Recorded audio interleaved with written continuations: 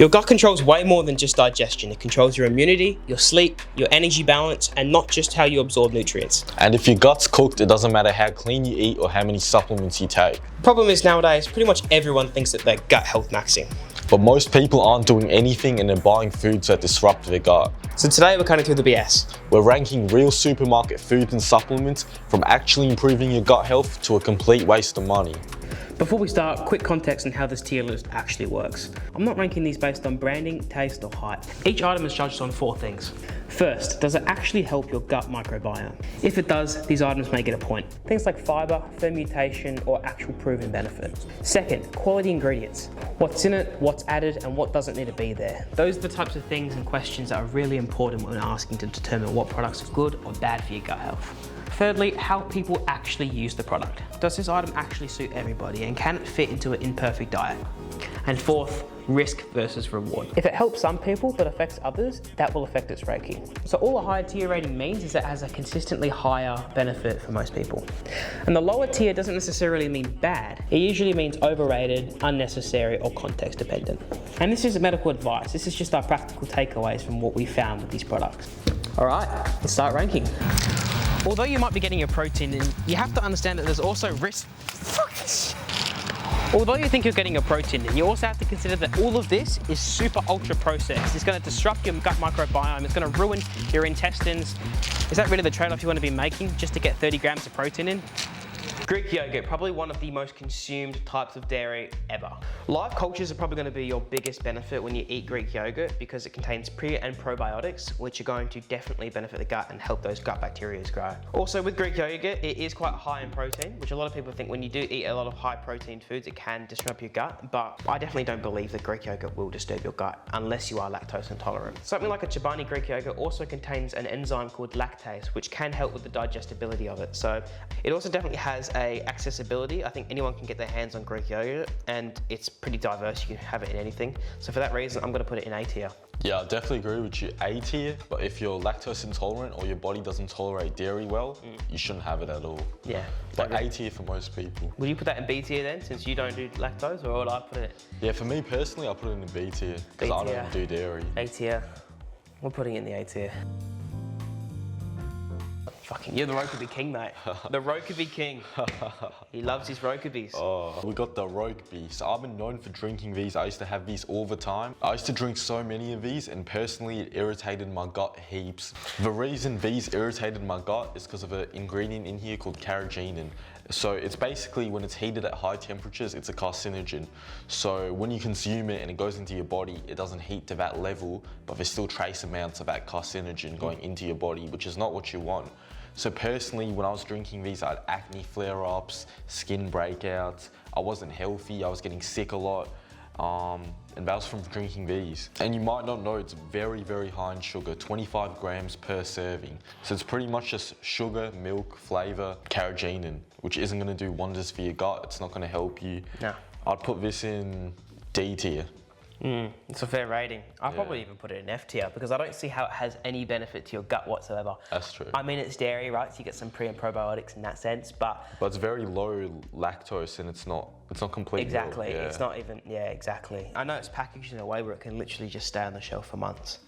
So like, I don't think this is go-to. Would you have any alternatives that you drink? Definitely the Paul's. So I don't tolerate dairy, so I'm off these. Paul's has a good protein shake with much less ingredients. Same with Dairy Farmers, you can find that at Coles and Woolies. And it's just a better option than drinking this bullshit. Like Rokubi needs to get cancelled. Should we even put it back on there or should we put it in the bin? Should put it in the bin, Put it in the bin. guys. Fuck it, yeah, put it in the bin. Magnesium citrate. It's a form of magnesium that isn't really known for its gut benefits, but what it can do is it can help constipation. So if you are someone that struggles for constipation, then it's really great. Yeah, it can help loosen your stool by pulling water into it, but there's much better magnesium options if you're looking for gut health in particular, or just overall health. I would never go for a magnesium citrate when there's other more bioavailable forms such as magnesium glycinate and magnesium bisglycinate. Now, too much consumption of something like citrate or magnesium in general can cause gut cramping as well, which that definitely doesn't pull its rank up any higher than it would be. It's definitely not like a microbiome nourishment as well. This supplement probably offers very little support for your gut health, although people will take it thinking that it loses loosens stools and gets things moving, but in reality, it increases motility, but I don't necessarily believe that it's doing a lot. And diarrhea ain't good, bro. Well, then don't consume so much, bro. That's true. I'd probably say I'd rank this in A tier if most people are constipated, but I don't think most people are constipated, so, I mean, are they? Yeah. I'm gonna put this in D tier. D tier for why? D tier. D tier. For sure. Zinc is probably one of the most important supplements that is overlooked in the entire supplement industry. People often think, oh, what is zinc? And that's because it's not talked about as much as something like creatine or vitamin C or even vitamin D. But zinc is very important. Now, taken in heavy amounts, zinc can have a negative effect because it's very easy to overdose in your body on something like zinc. Zinc is known to have very good benefits for your intestinal barrier and your immune function. Now, most people are going to find the most improvement when they have a deficiency in zinc. There are many ways to test if you are zinc deficient. I don't know if there's any ways you can do at home, but I do know that there are things that you can even scan your hand on certain devices and it will tell you what you're deficient in, and I think that does include things like heavy metals and zinc. Because I used to take zinc, but then I went to my naturopath and she's like, oh, you already got high zinc, you don't even need it. If you are already high on zinc and you start taking this as a supplement, it can cause things like cramping and nausea, so definitely don't recommend taking this if you don't need it. So this is something that you should get tested for, and if you need it, take it, you will find very great benefits. High doses of zinc oftentimes can cause a copper deficiency as well, so definitely get tested before taking this supplement, or unless you do know that you need it. Just for that reason, I'm probably going to give this B tier because I don't think it's accessible to everyone in the sense that everyone needs it. But if you do need it, A tier or even S tier. So I'm going to put this in B tier just so it's diverse ranking across everything. But I think it's a go-to supplement if you are deficient. I agree with it, B tier. Curcumin, also known as ground turmeric. This is found in many studies to modulate gut microbiota, which has a positive effect on the overall gut microbiome. Obviously, ground turmeric is known for its anti-inflammatory benefits. That's like probably the most known thing with turmeric. Turmeric on its own has a low bioavailability, so just having it isn't going to do much for you because your body doesn't uptake and absorb the nutrients in it. If you put it in your meals with turmeric, it can bind to fat, then your body can absorb more of it and it becomes more bioavailable, which means you're going to get all the benefits out of it, anti-inflammatory and modulating your gut microbiota. This stuff is so diverse. It's a health supplement and it's also used to cook a lot of different foods. Indian cooking, bro, it's all used in turmeric. Yeah, ground turmeric, I'm gonna rank this in B tier. What are you gonna put this in? I'd put it in B tier as well. Absolutely, I think the biggest benefit would be the anti-inflammatory, and it's also known to improve some GI symptoms if you have them. If you have something like gastritis, probably be helped by something like turmeric if taken in moderation and in the right doses, in the right bioavailability. So I'm probably going to give this B tier. Alright, element electrolytes. This can be very helpful if you're constipated, because constipation also stems from dehydration. So this can pull water into your stool, loosen up all the shit, and let you shit it out. So it can help your constipation, which will overall help your gut health. I think the FDA's daily recommendation of sodium is about 2,300 milligrams, and the average American consumes about 3.3 grams of sodium per day. Now, that said, we actually find out that more salt can oftentimes be better than less salt because people sweat. And when people sweat, they oftentimes have a lack of sodium. And a lack of sodium means you're going to be cramping. So if you're an athlete or something along those lines, it is really great if you have sodium and potassium and magnesium to replenish what you lose throughout your workout. But a lot of people consume electrolyte drinks such as Gatorade and stuff like that are really high in sugar, but they're not very high in sodium. So you need to make sure you're consuming what you lose. And you lose sodium at the highest rate in comparison to things like potassium and magnesium. If you look at something like Prime, for example, you see it has a very high potassium content, but a very low sodium content. And that's to make sure the flavor tastes good, but they're completely contradicting all science. So I absolutely recommend going for something with a high sodium content. So Element, I'm probably going to rank these in C tier for gut health, but absolute S tier for daily consumption. If you're dehydrated or something like that, absolute S tier. So if this wasn't a Gut Healthmaxxing tier list, I'll put these in S tier. I'll put them in definitely an S tier overall, not for gut health. So if you're an athlete like me, you do boxing or something, you need to replenish what you lose when you're sweating and working out hard. So yeah, S tier for that overall. C tier? C, because gut health benefits, unless you're constipated or unless you have chronic weight loss, I don't see this being very beneficial for your gut health. So for someone like me, probably S tier, but for someone like you at home, given that you don't have any gut problems, probably C tier. So.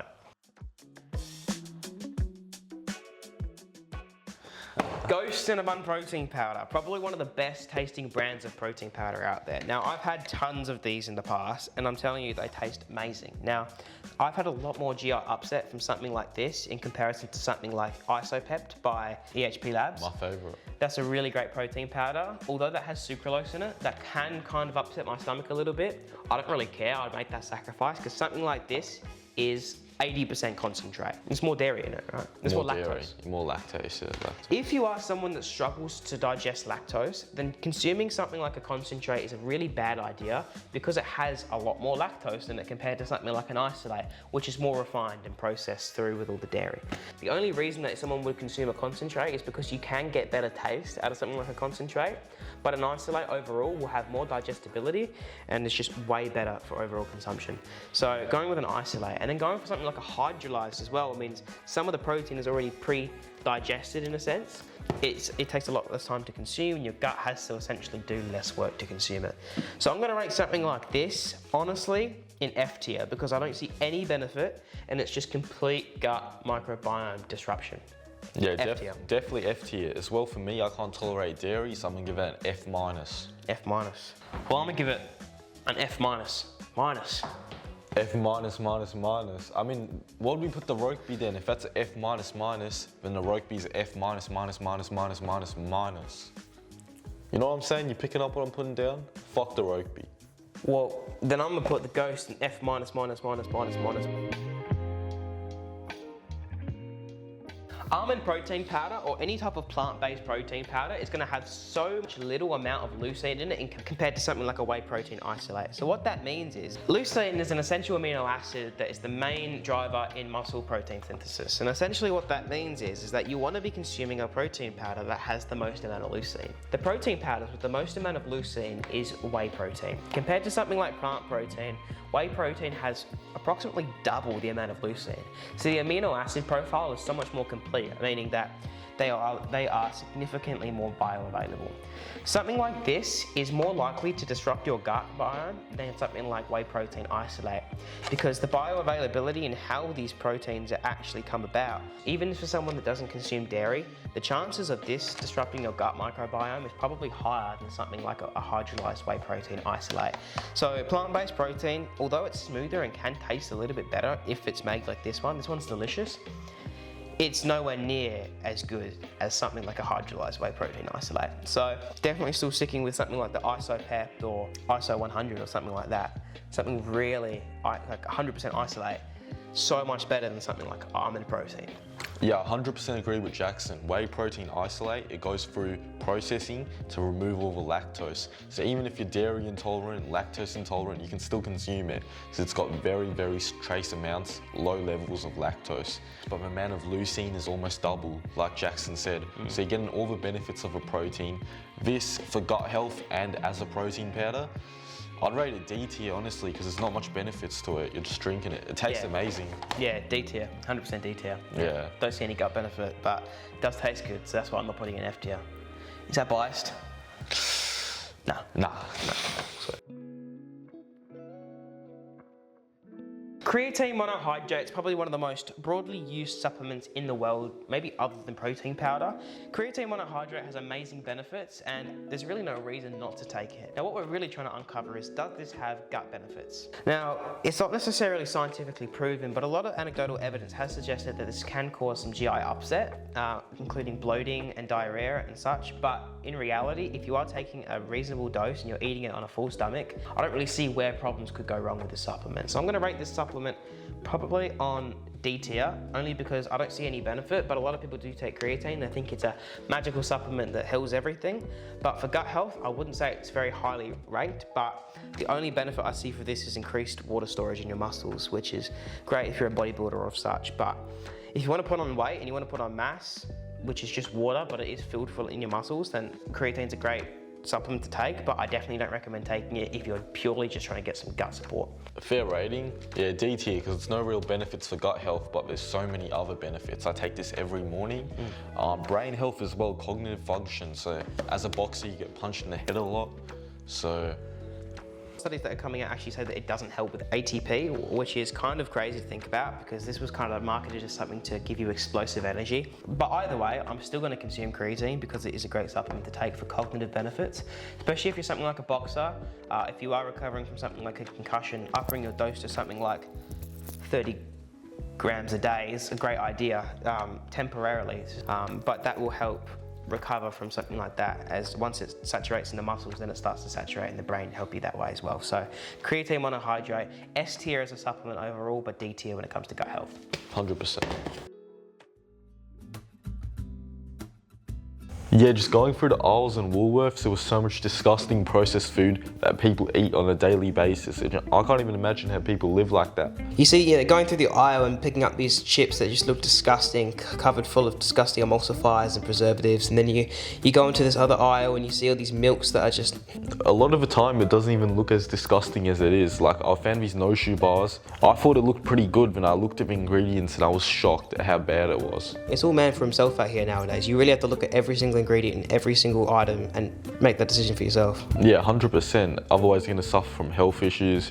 You're not gonna feel good. You're gonna get like all that. So yeah, 100%. The only way to avoid this is by understanding gut health and nutrition. So by watching this video, hopefully you can learn some shit, pick up on some new points, and you can watch what you eat better, live healthier, be sexier.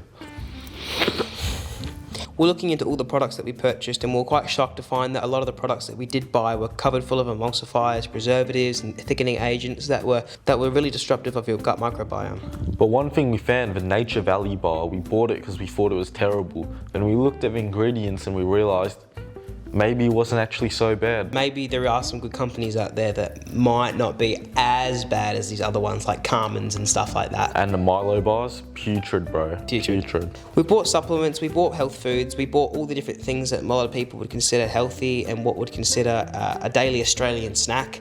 So we believe it's important to put these on the tier list just because people often consume these things without thinking that they're disrupting their gut microbiome. And it's very important that they really dial in and recognize what they're consuming, because oftentimes it's those little things that cause the most damage. 100%, I agree. So at the end of the day, I don't think gut health is all really about one particular food or item that you need to purchase, but I think it's more about kind of overall managing everything that you eat in general. Yeah, by watching this video, I hope you've learned something, got a bit more knowledge on what you're consuming and putting into your body. Yep, so that wraps it up. Wraps it up, mate. Take care, have a good one, boys. Is that how you end the video? Yes. Yeah. That's great. Sweet.